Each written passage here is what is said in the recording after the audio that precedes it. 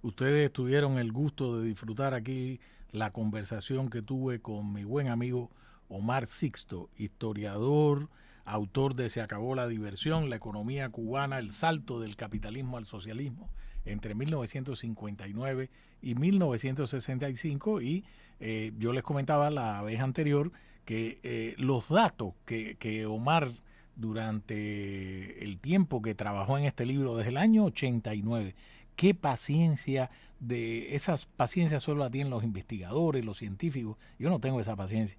Y Omar se dedicó a demostrar que el desastre económico de Cuba no es como dice Raúl Castro, ni Díaz Canel, ni decía Fidel Castro, que los americanos, que son los malos. No, no, empezó en el año 59 y Omar fijó con datos que ya para el año 61 y 62 aquello era el acabose económico.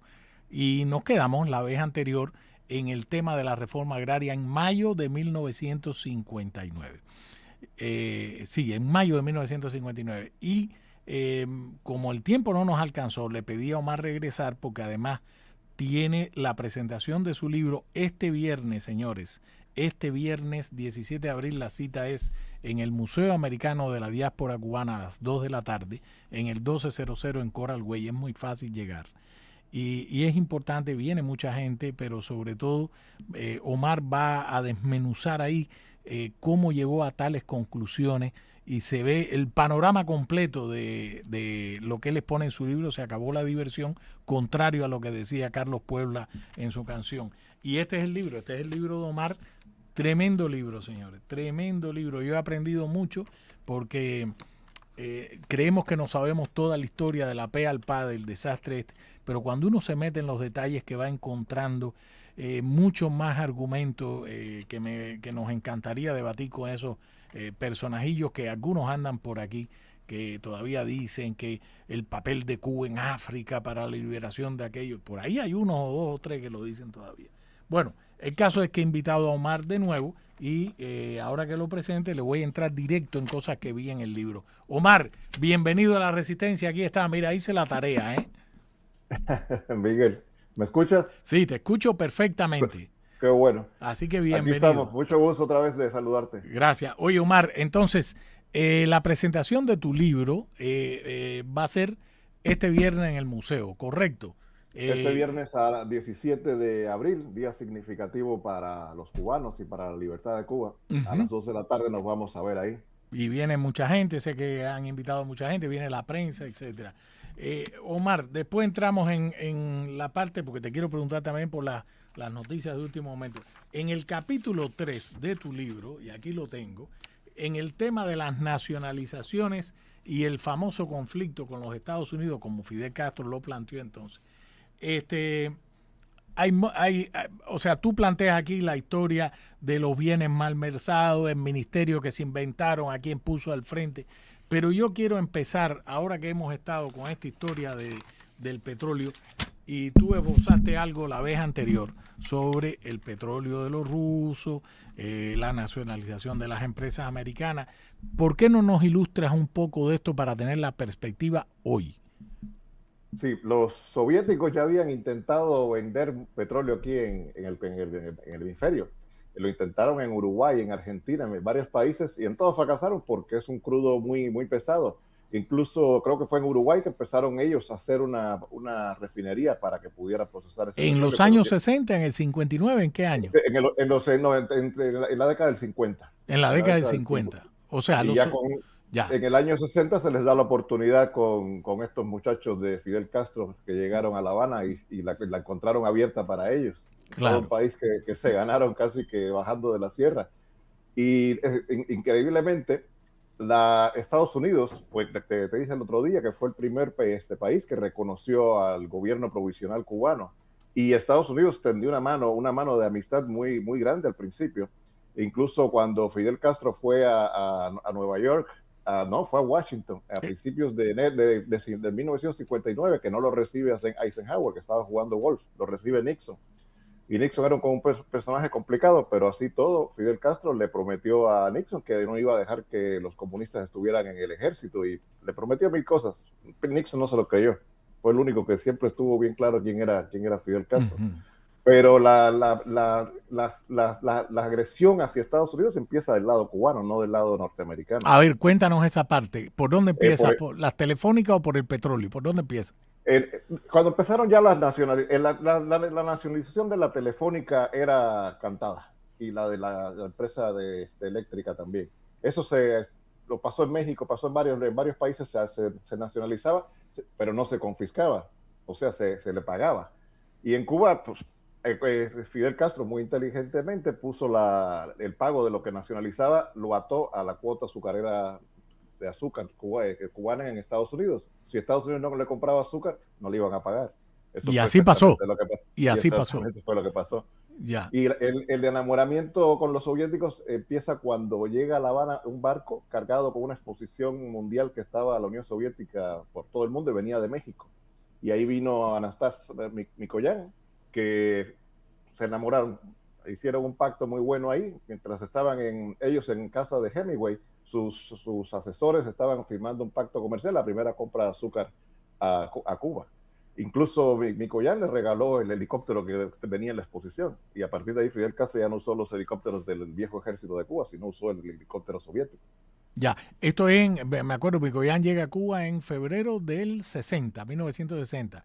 Ya había Febrero de, pasado la reforma agraria, la ley de reforma agraria. ya estaba en pleno apogeo, ya estaba el conflicto con Estados Unidos, ya estaban reduciendo la cuota azucarera. Entonces, En tu libro tú dices que en ese periodo es donde se empiezan a sentar las bases de todo el plan socialista, las nacionalizaciones. En ese periodo es que tú lo señalas. sí, empieza en 1960, es que empieza a acelerarse. Incluso, así como nos tiene el USA Today hoy, mandando mensajes diferentes, hubo un periodo del mes de febrero de 1960, un periodo de distensión y del lenguaje de Fidel Castro, incluso en los discursos, no era tan antiimperialista como anterior. Pero a partir de ahí no, a partir de ahí lo que hizo fue arreciar. Y ahí Ah, empezaron las grandes confiscaciones. La de las refinerías fueron en junio. Y a partir de ahí, el día junio de su de que del cumpleaños, 59 o del 60, del 60 del y 60. de 1960. Y a partir de ahí se embulló, como dicen en Cuba, y siguió confiscando. Y el día 13 de octubre, el día de su cumpleaños, se confiscó toda la 13 de industria. agosto, 13 de 13 agosto, de agosto, 13 de agosto, 13 de perdón. agosto. El 13 de agosto se confiscó completamente casi todas las propiedades norteamericanas, y que era casi un tercio, casi un tercio de la economía Ahora, nacional. explícame esto, mi querido Omar. Tú me dijiste la vez pasada que el barquito ese de papel de petróleo ruso, pues sencillamente porque te traían crudo pesado, destrozaba, que en Cuba lo que había era, o sea, los americanos lo que habían puesto en Cuba era para esa época una tecnología de punta.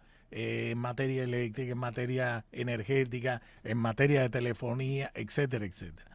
Y tú dices que eso, por supuesto, iba a dañar. También me dijiste, y aclárame esto, que el sistema eléctrico nacional cubano, el mismo que hoy es un Frankenstein, también era adelantadísimo. Sí.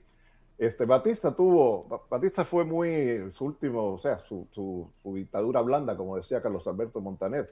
Fue muy corrupto el tipo, pero también apoyó mucho la economía, fomentó mucho la economía, creó una banca de desarrollo y le dio unas facilidades por ejemplo, a las empresas petroleras, le dio unas facilidades para tener 20 años con impuestos bajos. Y todas, todas invirtieron en plantas nuevas, la ESO, la Shell en La Habana y Texaco en Santiago de Cuba.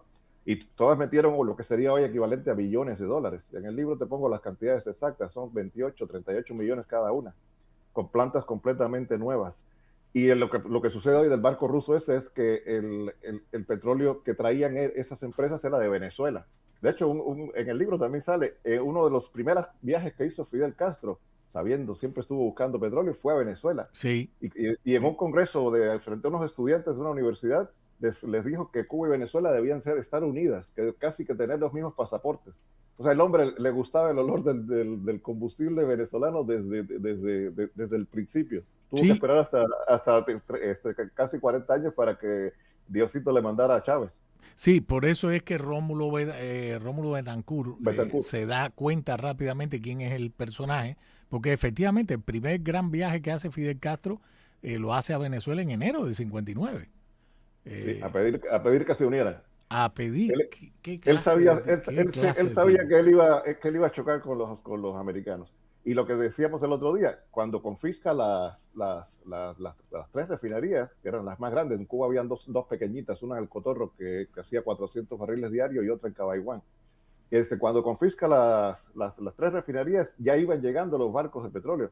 Solo en el mes de junio llegaron como 30, en julio, llegaron 30 y tantos barcos de petroleros desde la Unión Soviética.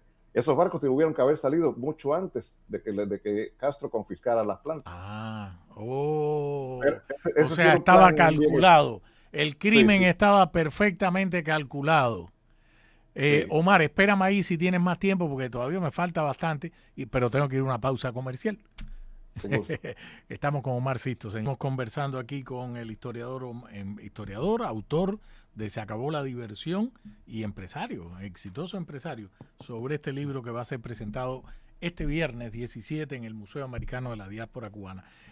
Omar, es decir, este inicio de las nacionalizaciones, me acabas de ver, bueno, las empresas energéticas, la telefónica, etcétera, pero veo también en tu libro, o sea, compañías en el área del transporte, la United Fruit Company, los medios de comunicación diario, la Marina, la radio, la televisión. Es decir, él empieza rápidamente una ofensiva para que el Estado, o sea, él, porque el Estado es l'état c'est moi, como decía Luis XIV, l'état c'est moi, el Estado soy yo. Él empieza, no es variopinto, es para todos lados, él empieza a escoger y obviamente primero va contra las propiedades de los americanos. Sí, efectivamente. Fidel Castro tuvo varias etapas de que se iba quitando la máscara cada día más.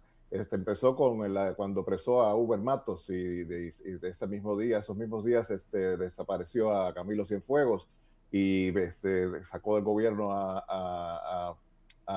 ¿cómo se llama? A Fresquet.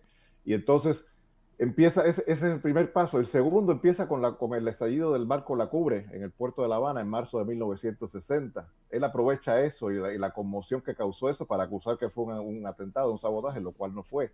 Uh -huh. Incluso muchos cubanos, la mayoría, yo estoy seguro que piensan que La Cubre se hundió. La Cubre fue reparada, el barco fue reparado y funcionó hasta los años 70 y tantos. O sea, que no, la explosión fue dentro del muelle, fue por los operadores cubanos. Y él aprovechó ese acto para radicalizar aún más y ahí empezó la apoteosis de confiscaciones y con el lenguaje antinorteamericano hasta terminar el 13 de octubre que cerraron el diario, tenían cerrado ya el diario de la Marina y con unos ataúdes que decía imperialismo, empresas y no sé qué, se fueron todos los cubanos por Prado a tirarlos al malecón, muy felices todo el mundo. Ya, Y ahí empezó la hecatombe. A partir de ahí, intentaron desarrollar y eran aquellos alardes ya dije Che Guevara, de Ernesto Guevara y de Fidel Castro, esos alardes que decían que iban a producir más leche que Suiza o que iban a tener más carne que Argentina, que iban hasta exportar, lo cual automáticamente en poco tiempo se dieron cuenta que era imposible y en 1962, un año y medio después, ya los cubanos tenían un racionamiento que creo que todavía al día de hoy está, que ya creo que no les dan nada. la libreta, es decir, la libreta de racionamiento.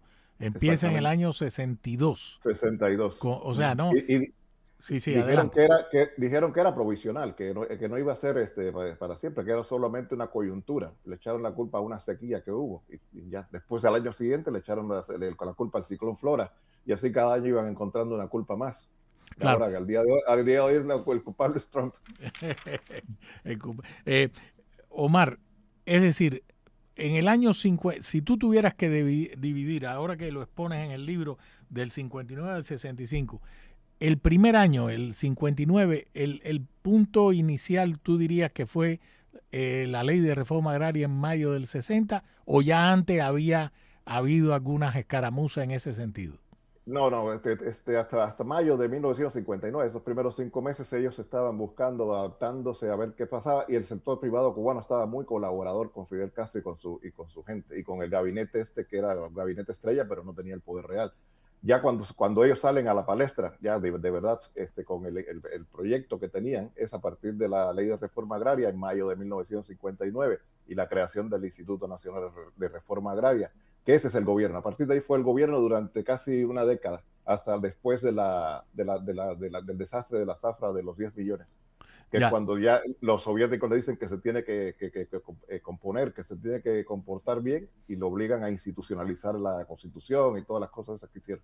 Ya, y entonces el año 60, o sea, todavía él declara, ahora que estamos en abril, carácter socialista de la Revolución Cubana, que no sé qué, el 15 de abril creo que lo declaró. El 15 de abril en el O sea, hoy, 1961, un día como hoy, un día como hoy, hace hace 65, 65 años, señores. 65 años. 65 años, es decir, la edad del Medicare, que tenemos que ir a la pausa. Dios mío. Omar, ¿tú me puedes esperar un ratico ahí, un momentico? Seguimos conversando aquí con el historiador Omar Sisto. Omar, nos quedamos en el punto que entonces, antes de que Fidel Castro declarara el carácter socialista de aquella cosa, de la revolución, que fue el 15 de abril del 61, tú dices que en este periodo después de la reforma agraria y todo el año 60 hasta la visita de Mikoyan, ahí se empezó a fraguar absolutamente, ya era Ya el estaba. socialismo, ya estaba. Ya está, ya, desde las nacionalizaciones, ya, por supuesto, Fidel Castro era muy astuto, no lo decía claramente. Ernesto Guevara, que no tenía filtros en su lenguaje, sí lo venía diciendo. En cualquier discurso que se paraba, ya le hablaba del socialismo y de la planificación y de que no iba a quedar un solo capitalista en Cuba. Cuando sucede todo esto en el principio del 60, es cuando está él y Antonio Núñez Jiménez, porque Fidel Castro le deja a Antonio Núñez Jiménez la dirección del INRA, la dirección del día a día, y él empieza a asumir un papel más internacional, haciendo todos estos tratos con los soviéticos. Pero estaba Ernesto Guevara y Núñez Jiménez, andaban por todos los países socialistas recogiendo la chatarra del otro día que hablamos, que era supuestamente para la industrialización acelerada de Cuba, que iba a tener más acero que Japón. Entonces, ellos sí ya actuaban como un gobierno socialista, y la reforma agraria fue aplicada para no dejar a un solo campesino con más de 5 caballerías de tierra, que ya es 5 caballerías, ya es una extensión de terreno sustancial. Ninguno quedó. Fueron quitándolos poco a poco, y las tierras que repartieron no se las dieron al campesino, los metieron en cooperativas. Es lo que te decía, se repartieron los campesinos y no las tierras. ¿Por qué Fidel Castro empieza atacando directamente al campesinado, a la tierra, o va en paralelo? Nacionaliza por aquí, por acá, y Todo. todo. Todo, acuérdate, ellos saben, y todavía el gobierno hoy, la Junta de Dictadores esta que está en La Habana, ellos saben que un cubano próspero es un cubano libre. Míranos aquí, los que hemos podido salir adelante, entendemos cómo es la vida cuando tienes a un esclavo del Estado, que fue lo que ellos hicieron, y con el racionamiento, por un lado lo tuvieron que hacer obligado, pero por otro lado les vino muy bien, porque ya convirtieron a los cubanos como animales de un zoológico, que ellos son los que te alimentan. Trabajes o no trabajes, te daban un poquito de comida, pero eso es lo único que puedes hacer. Entonces, habría que desarmar primero como clase política la clase, los dueños de industrias o los dueños de tierra, no iban a querer a un gobierno totalitario que les limitara sus derechos. Entonces, pues, lo que hicieron fue eliminarlos. Los subieron en aviones o en barcos y los mandaron para acá. Claro. Y al que no lo mataba. Así no, sin duda. Ya. O sea, en Cuba hubo una guerra civil en los años 60. Ellos no lo reconocen. Para quien crea que en Cuba no se ha luchado, señores, desde el 59, desde el 60 al 70, todavía la expedición de Vicente fue en el 70, hubo una resistencia armada. Es decir, ahí estaba viendo en el museo el otro día los pueblos cautivos. No solo fue en la Sierra del Escambray, en Oriente hubo, en Pinas del Río hubo, en Matanza hubo alzamiento, en Camagüey, ni qué decirte. Es decir, hubo una resistencia. Omar, ¿qué pasa en el periodo? Como tu libro va del 59 al 65, después que Castro dicta el carácter socialista de su revolución en el 61, abril del 61, ¿qué pasa de esa fecha al 65, que es cuando tú abarcas ese periodo de la historia? O sea, entre el 61, ya cuando ellos toman control de la operación de todas esas empresas, en menos de un año ya estaban desarmándose las empresas, ya no había materias primas, no funcionaba, ya no podían funcionar verdaderamente, y por eso ya estaban en 1962 medio colapsados.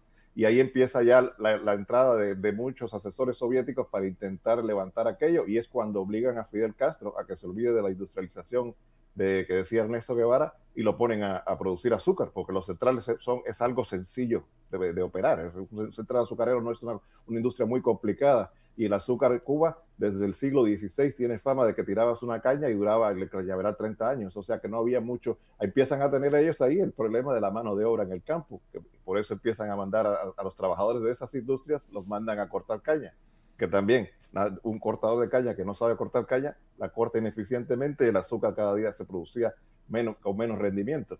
Bueno, Entonces, Cuba está produciendo hoy lo mismo que producía en el finales del siglo XIX, menos, 1892, 99, por ahí. Sí, increíble. Cuando Cuba... hoy en día, Sí, sí, dime.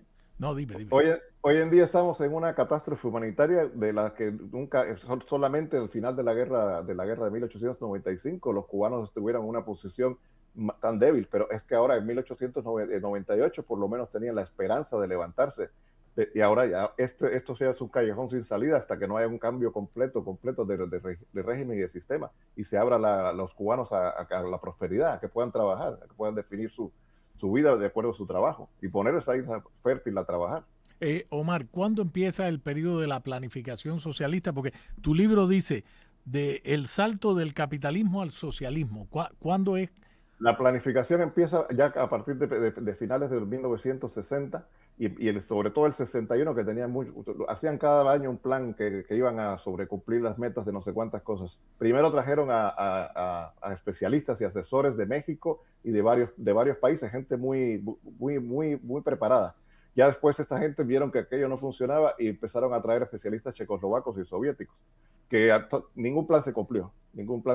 Por eso yo cierro en 65 el libro, precisamente porque es el momento que ya ellos se dan cuenta que no iban a poder hacer nada excepto fabricar azúcar y recibir las dádivas de los soviéticos. Omar, salto un momento, ya que estamos en la parte agropecuaria, la ganadería. Las locuras de Fidel Castro, los experimentos, trae a Guasán. Cuéntame un poco de esa parte.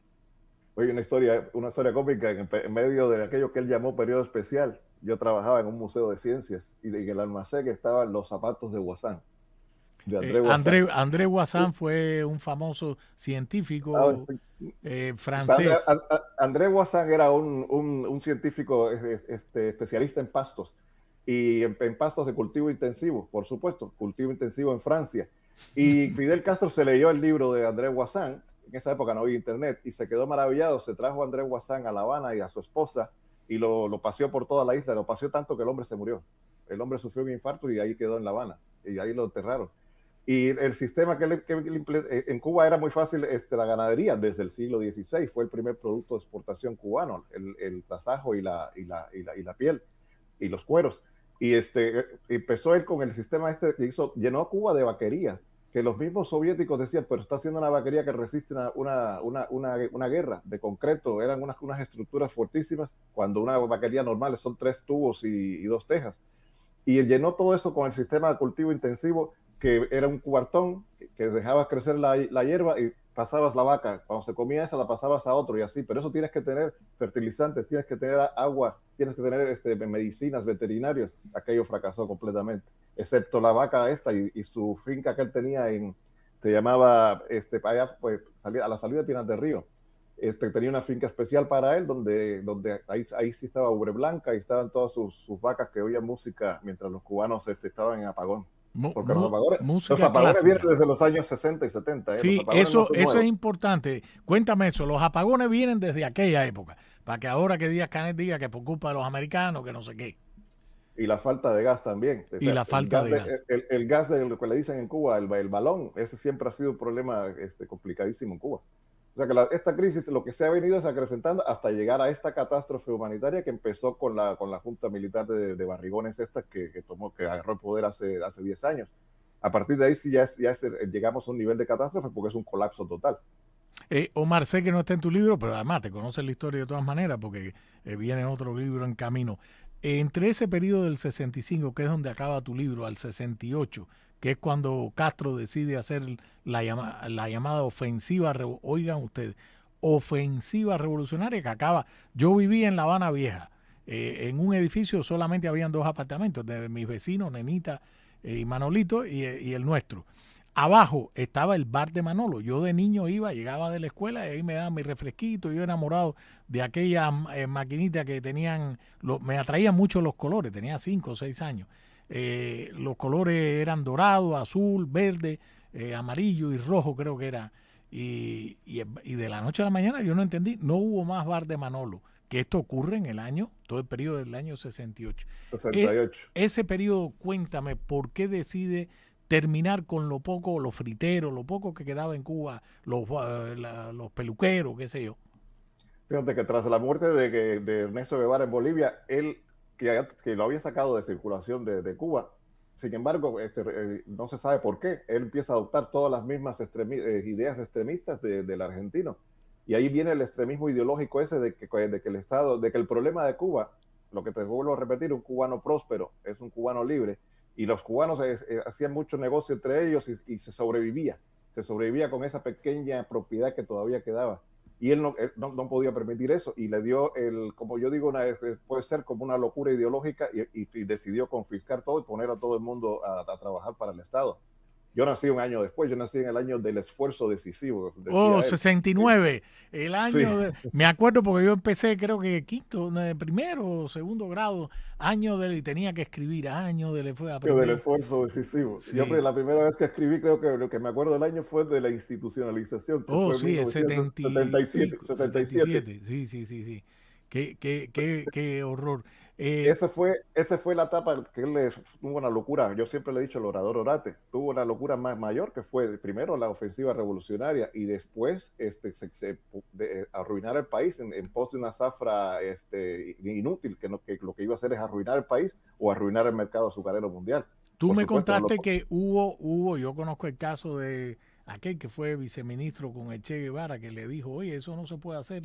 Tú me contaste el episodio de que hubo gente que le dijeron, oye, esto no puede ser, la zafra, no vamos a dar 10 millones, olvídate. No, eso se lo dijeron mucha gente, pero el señor siempre fue así, que él podía conquistar la naturaleza, podía conquistarlo todo. Lamentablemente nos lo conquistó a los cubanos, a mis padres y a mis abuelos, y ahí me tocó yo nacer en Carambola. Pero bueno, lo bueno es que ahora sí ya por lo menos vemos la luz al final del túnel, al parecer.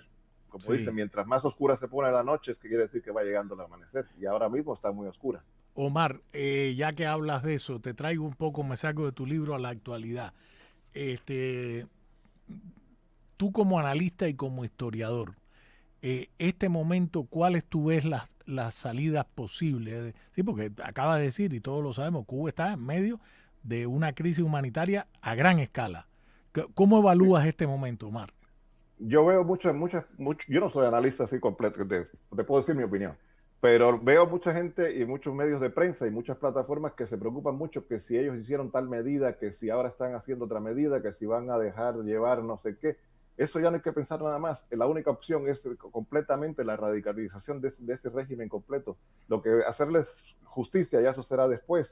En este momento lo que hay que hacer es eliminarlos completamente para que se abran las puertas y sacar a los cubanos de la isla que están cautivos en esa isla, sacarlos de la edad de piedra en que están sumidos. La situación humanitaria, no nos enteramos yo creo que ni de la punta del iceberg.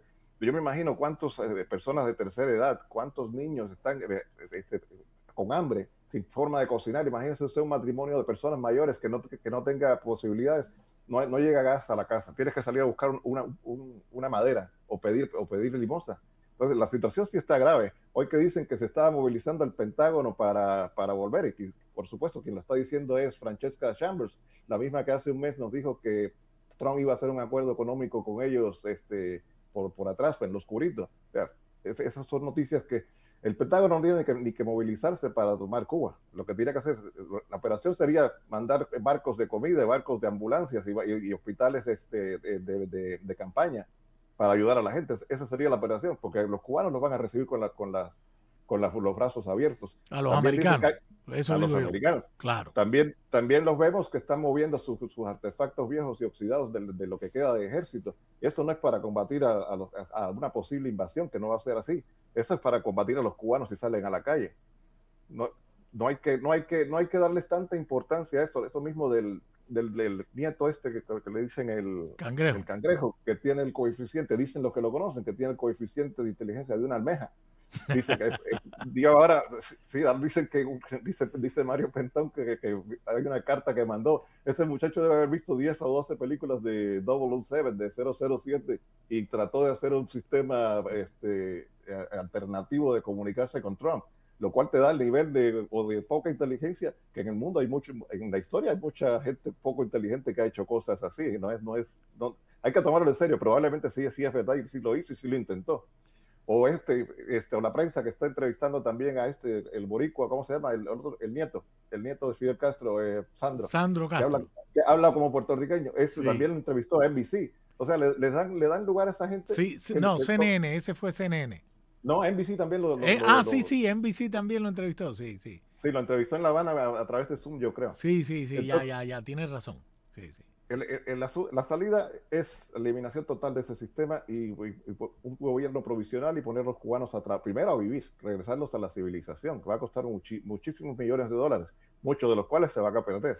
Los primeros que se pongan en ese país se van a perder porque es ayuda humanitaria. Claro. Mi querido Omar, oye, no me queda sino primero agradecerte y segundo por el libro y segundo desearte mucho éxito en la presentación. Nos vemos el viernes. Y nada, espero que eso se llene. El libro de Omar Sixto, Se acabó la diversión, que él jocosamente lo tituló así, de manera para ir 180 grados contrario a lo que decía Carlos Puebla. Así que te deseo éxito. Viernes, 2 de la tarde, en el Museo Americano de la Diáspora Cubana. Va a ser un honor, estamos ahí todos hablando de todo lo que nos gusta, te repito, hablando de Cuba. Eso es. Omar Sixto, señores, historiador, autor y empresario exitoso. Te agradezco mucho, Omar. Buenas tardes. Un abrazo. Abrazo. Siempre. Y a ustedes también, señores. Nos vemos mañana aquí, donde en La Resistencia a las 3 de la tarde. Saludos.